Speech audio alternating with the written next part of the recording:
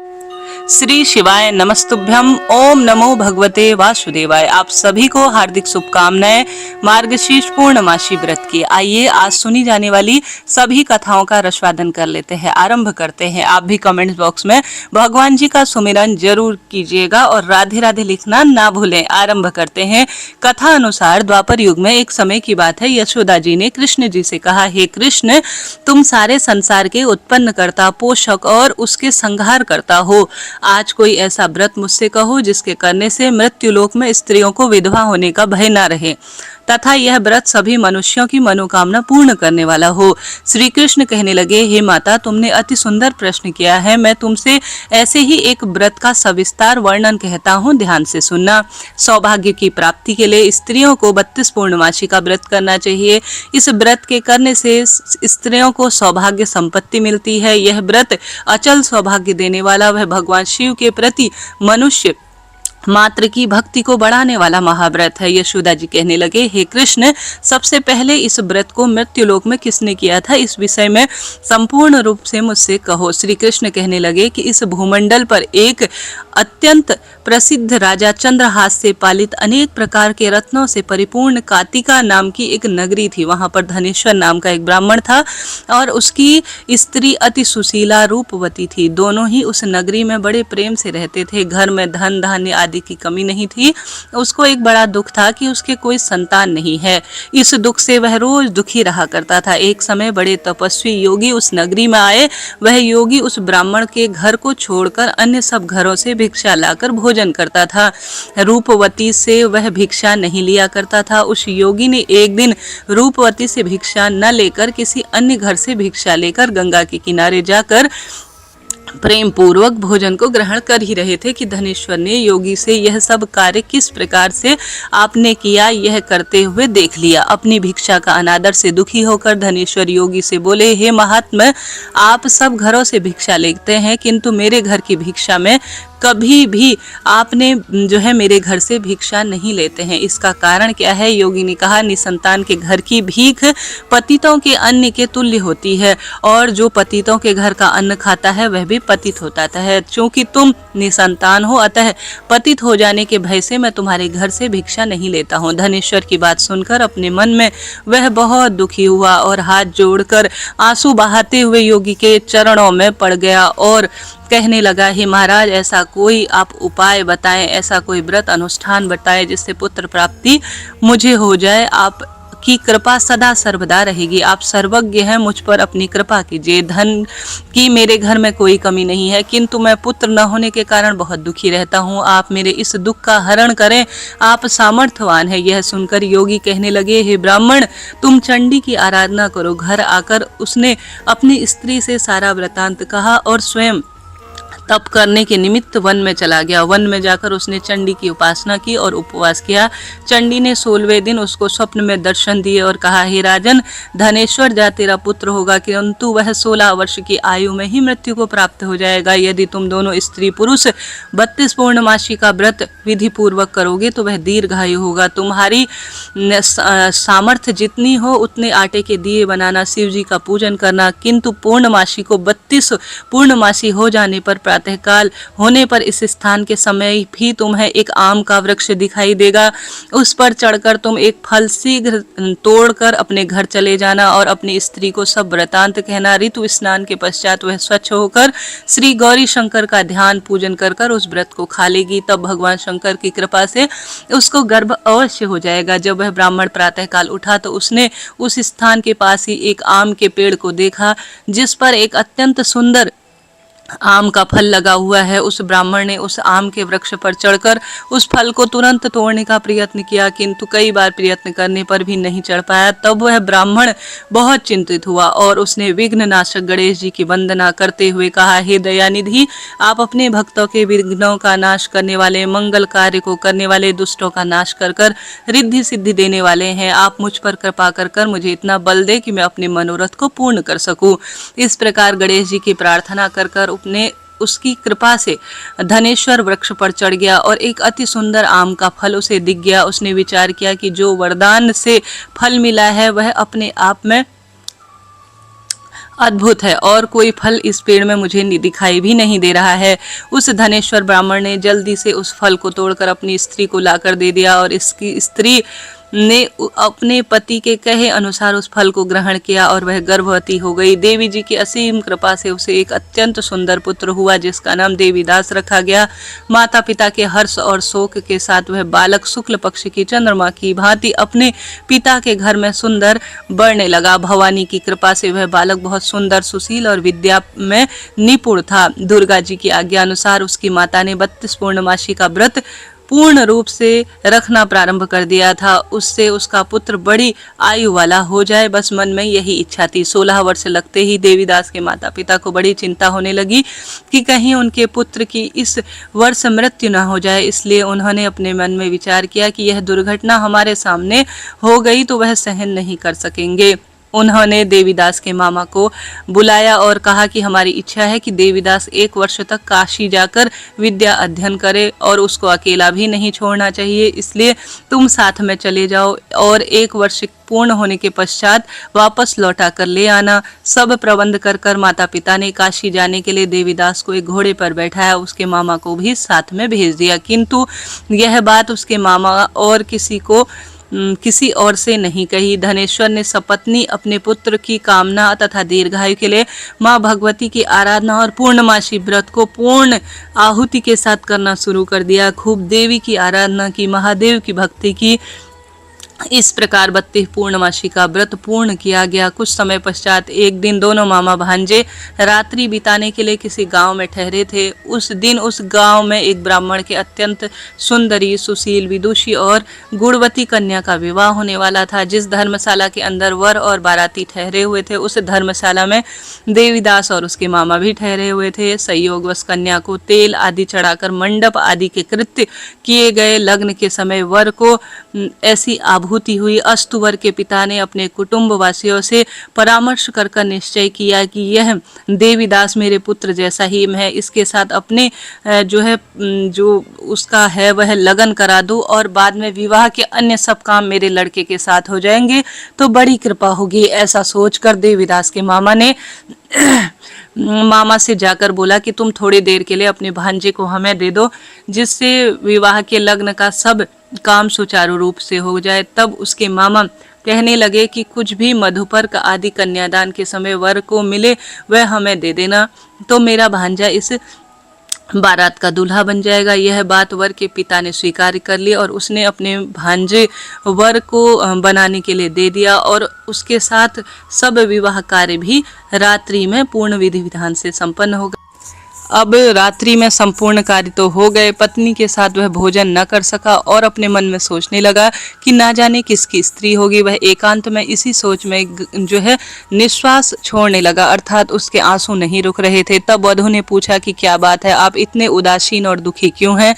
तब उसने सारी बात वर के पिता वह मामा के बीच में जो हुई थी उसे बतला दी। तब कन्या कहने लगी कि ब्रह्मा विवाह के विपरीत कैसे हो सकता है? देव, ब्राह्मण और अग्नि के सामने मैंने आपको अपना पति बनाया है, इसलिए आप ही मेरे पति हैं। मैं आपको अपनी पत्नी, मैं ही आपकी पत्नी रहूंगी, किसी अन्य की कदापि नहीं। तब देवीदास ने कहा, ऐसा मत करिए, मेरी आयु बहुत ही छोटी है, कम है, मेरे पश्चात आपकी क्या गति होगी, इन बातों को अच्छी तरह से विचार कर लो। परंतु वह दृढ़ निश्चय वाली थी, बोली कि जो भी आपकी गति होगी वही मेरी गति होगी। हे स्वामी, आप उठिए और भोजन करिए, आप बिल्कुल भी उदास न हो, आप भूखे हैं, मैंने जान लिया है। इसके बाद देवीदास और उसकी पत्नी ने दोनों ने भोजन किया तथा शेष रात्रि वह सोते रहे। प्रातःकाल देवीदास ने अपनी पत्नी को 3 नगों से जड़ी हुई अंगूठी दी, एक रुमाल दिया और बोला, प्रिय, इसे लो और संकेत समझकर स्थिर चित्त हो जाओ। मेरा मरण और जीवन जानने के लिए एक पुष्प वाटिका बना लो, उसमें सुगंधित पुष्प वाली एक नव मल्लिका लगा दो, उसको प्रतिदिन जल से सींचा करो और आनंद के साथ खेलो, कूदो तथा उत्सव मनाओ। जिस समय और मेरा जिस मरणांत होगा, अर्थात मृत्यु को प्राप्त होगा, यह सारे फूल सूख जाएंगे और मैं जी उठा तो यह वापस हरे हो जाएंगे, तुम ऐसा जान लेना। इस बात का निश्चय करके वह जो है कोई भी संशय मन में मत रखना। यह समझाकर वह चला गया। प्रातःकाल होते ही वह गाजे बाजे बजने लगे और जिस समय विवाह के कार्य समाप्त करने के लिए वर तथा सभी बाराती मंडप में आए तो कन्या ने वर को भली प्रकार से देखकर अपने पिता से कहा कि यह मेरा पति नहीं है, मेरा पति वही है जिसके साथ रात्र में मेरा पाणी ग्रहण हुआ है, अर्थात विवाह हुआ है। इसके साथ मेरा कोई विवाह नहीं हुआ है। यदि वह वही है तो बतलाए कि मैंने इसको क्या दिया। मधुपर्क और कन्यादान के समय जो आभूषण आदि दिए हैं वह सब दिखाए तथा रात्रि में मैंने क्या गुप्त बात इनसे कही थी वह सब मुझे बताए। पिता ने उसके कथन अनुसार वर को बुलाया। कन्या की यह बातें जानकर सुनकर वह कहने लगा कि मैं कुछ भी नहीं जानता। इसके पश्चात लज्जित होकर वह अपना सा मुंह लेकर चला गया और सारी बारात भी अपमानित होकर वहां से लौट आई। प्रिय श्रोताजनों, अन्य एक पुस्तक में ऐसा लिखा गया है, इसमें थोड़ा सा गलती सी लिखी गई है कि वह जो बारात लेकर आया हुआ व्यक्ति था वह कान्हा था, अर्थात वह आंखों से नेत्रों से देख नहीं सकता था और कानों से भी काना था। इस कारण से उसके पिता ने ऐसी युक्ति सोची कि क्यों ना इस जो मामा भांजे हैं, इसमें जो भांजा है वह मेरे पुत्र समान दिखता है, इसलिए मेरा जो बेटा है वह कान्हा है, अर्थात कानों से सुनता नहीं है, नेत्रों से भली प्रकार देख नहीं पाता, इसलिए देवीदास के साथ ही मेरे पुत्र का विवाह हो जाना चाहिए। ऐसा मैंने पूर्ण रूप से पढ़ा है। इसमें थोड़ा सा लिखने में दिक्कत है, ठीक है जी, कोई दिक्कत नहीं है। हम सभी कथा रसवादन कर ही रहे हैं, आनंद की अनुभूति तो हो ही रही है। ऐसे में इसके पश्चात भगवान श्री कृष्ण बोले, हे माता, इस प्रकार देवीदास अपनी काशी अध्ययन के लिए चला गया। जब कुछ समय बीत गया, काल से प्रेरित होकर एक सर्प रात्रि के समय उसको डसने के लिए वहां आया। उस विषधर के प्रभाव से उसके शयन का स्थान चारों ओर से विष की ज्वाला से विषैला हो गया, परंतु व्रतराज के प्रभाव से उसको काटने ना पाया, क्योंकि पहले से ही उसकी माता ने 32 पूर्णमासी व्रत करा था और साथ ही महादेव माँ गौरी की असीम कृपा उसके परिवार पर थी। इसके बाद मध्याह्न काल के समय स्वयं काल वहां पर आया और उसने उसके शरीर से प्राणों को निकालने का प्रयत्न करने लगा, जिससे वह मूर्छित होकर गिर पड़ा। भगवान की कृपा से उसी समय पार्वती जी के साथ श्री शंकर जी वहां आए। उसको मूर्छित दशा में देखकर पार्वती जी ने भगवान शंकर से प्रार्थना की कि हे महाराज, इस बालक की माता ने पहले 32 पूर्णमासी का व्रत किया है, जिसके प्रभाव से भगवान आप इसको प्राणदान दे देना। भवानी के कहने पर भक्त वत्सल भगवान शिव जी ने उसको प्राणदान दे दिए। इस व्रत के प्रभाव से काल को भी पीछे हटना पड़ा और देवीदास स्वस्थ होकर बैठ गया। उधर उसकी स्त्री उसके प्रतीक्षा किया करती थी। जब उसने देखा कि उसकी पुष्प वाटिका में बिल्व पत्र कुछ भी नहीं रहे तो उसको अत्यंत आश्चर्य हुआ, और जब वह देखी कि थोड़ी देर बाद वह हरे भरे हो गए हैं तो वह जान गई कि वह जीवित और मेरे पति स्वस्थ हैं। यह देखकर वह बहुत प्रसन्न हुई। मन से अपने पिता से कहने लगी कि हे पिताजी, मेरे पति जीवित हैं, आप उन्हें ढूंढिए। जब 16 वर्ष व्यतीत हो गए तो देवीदास भी अपने मामा के साथ काशी से चल दिया। इधर उसके ससुर उसको ढूंढने के लिए अपने घर से जाने लगे। वह दोनों मामा भांजे वहां आ गए। उनको आता देखकर ससुर बड़ी प्रसन्नता से उन्हें घर ले आया। उस समय नगर के निवासी भी इकट्ठा हो गए और सबने निश्चय किया कि अवश्य ही इस बालक के साथ इस कन्या का विवाह हुआ था।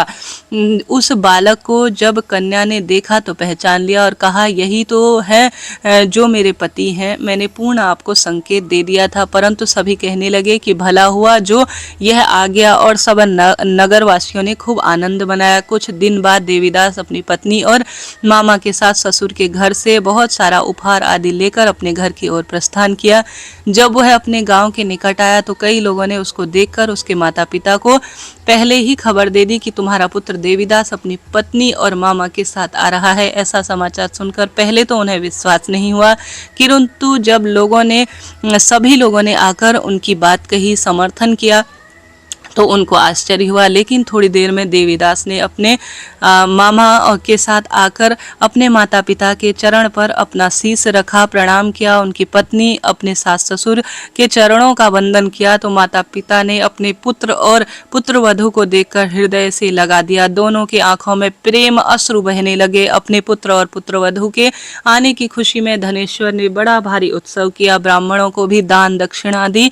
श्री कृष्ण कहने लगे, इस प्रकार धनेश्वर 32 पूर्णमासी के व्रत के प्रभाव से पुत्रवान हुआ। जो भी स्त्री इस व्रत को रखती है वह जन्म जन्मांतर में वैधव्य का दुख नहीं भोगती और संतान पुत्र प्राप्ति करती है और संतान की दीर्घायु रहती है और सदैव सौभाग्यशाली होने का वरदान महादेव, माँ भगवती, श्री नारायण और माँ लक्ष्मी उसे प्रदान करते हैं। ऐसा मेरा वचन है, इसमें कोई भी संदेह नहीं मानना चाहिए। यह व्रत पुत्र पौत्र को देने वाला तथा सभी मनोकामनाओं को पूर्ण करने वाला है।